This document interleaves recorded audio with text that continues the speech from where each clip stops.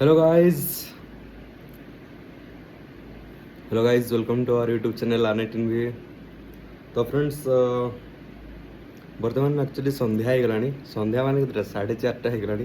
ଅବଶ୍ୟ ଖରାଦିନ ସନ୍ଧ୍ୟା ଜଣା ପଡ଼ୁନି କିନ୍ତୁ ଶୀତ ଦିନ କଲେ ତ ପୁରା ଅନ୍ଧାର ହେଇ ଆସିଥାନ୍ତାନି ମାନେ ପୁରା ଅନ୍ଧାର ନାହିଁ ଟିକେ ଅନ୍ଧାର ହେଇ ଆସିଥାନ୍ତା।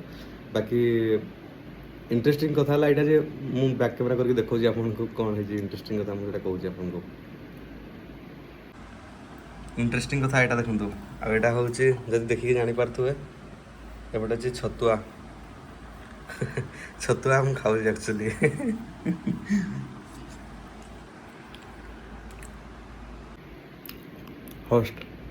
ହଷ୍ଟେଲ ଲାଇଫ୍ର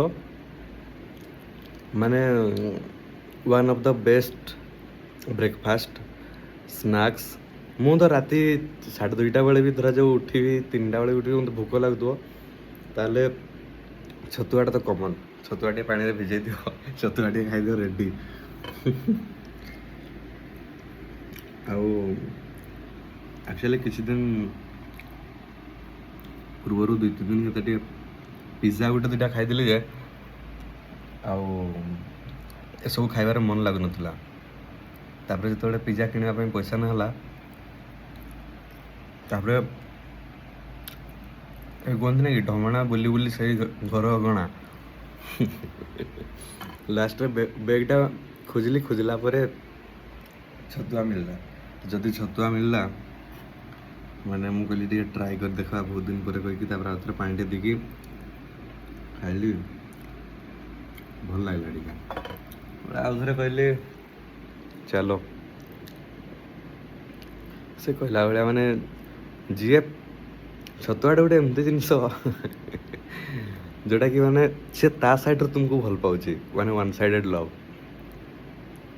ଆଉ ତମେ ଖାଲି ତୁମ ସାଇଡ଼୍ରୁ ଏଫର୍ଟ ଦେଇ ଦେଖ ଖାଲି ପାଣି ଢାଳି ଦେଖ କିଛି ନାହିଁ ଖାଲି ପାଣି ଢାଳି ଦିଅ ଆଉ ଖାଇଦେବ ପୁରା ଏନର୍ଜି ମାନେ ପୁରା ବିଶ୍ୱାସ କରିବନି ମାନେ ତୁମେ ଯଦି 9ଟା 10ଟା ବେଳେ ପୁରା ଏକାଥରେ ମାନେ ତାଟିଏ କି 2 ତାଟିଆ ଏକାଥରେ ଛତୁଆ ଖାଇଦେଇଛ ହଜିଯିବ ଏକାଥରେ ମାନେ ସେ କହିଲା ଭଳିଆ ଏଇଭଳିଆ ଗୁଲ ଗୁଲ କରିକି ଲଡ଼ୁ କରିକି ଖାଇଦେବେ ମସ୍ତ ଲାଗେ ପୁରା। ସେ ପୁରା ଦିନ ବେଳଟା ପୁରା ମାନେ ଆଉ ଭୋକ ଲାଗିବ ହେଁ କିନ୍ତୁ ପାଣି ଢାଳି ଚାଲିଥିବା ଦରକାର ନହେଲେ ଛାତି ପେନ୍ ବହୁତ ଜୋର ହୁଏ।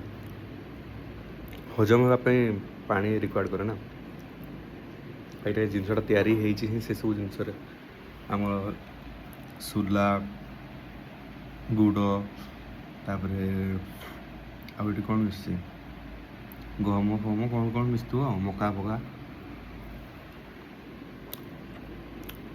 ଆଉ ଆପଣମାନେ ଯଦି ହଷ୍ଟେଲ ଫଷ୍ଟେଲ ରହୁଛନ୍ତି ତାହେଲେ ବ୍ରେକଫାଷ୍ଟ କ'ଣ କରୁଛନ୍ତି ଆଉ କ'ଣ କରୁଛନ୍ତି କମେଣ୍ଟ କରି ଜଣାଇବେ। ହଁ କିଛି ଦିନ ପୂର୍ବରୁ ମୋର ଗୋଟେ ଆଦତ ଲାଗିଥିଲା ମୁଢ଼ି ଆଉ ଆଳୁଚପ ସିଙ୍ଗଡ଼ା ସକାଳୁ ଖାଇବା 20-30 ଟଙ୍କା ଆଣିକିରି ସକାଳ ହେଲା ମାନେ ବ୍ରସ୍ଟା କରିଦେଇକି ଖାଲି ମୁଢ଼ି 10 ଟଙ୍କା ଆଳୁଚପ ଗୋଟେ ବରା ଗୋଟେ ସିଙ୍ଗଡ଼ା ଗୋଟେ ଆଉ ଘୁଗୁନି ଟିକେ ସାନି ଦେଇକି ଖାଇ ଦେଉଥିଲି ଓଃ କି ଶାନ୍ତି। ତାପରେ ଯେଉଁ ନିଦଟା ଆସୁଥିଲା ମାନେ ଅଲଗା ପ୍ରକାର ନିଦ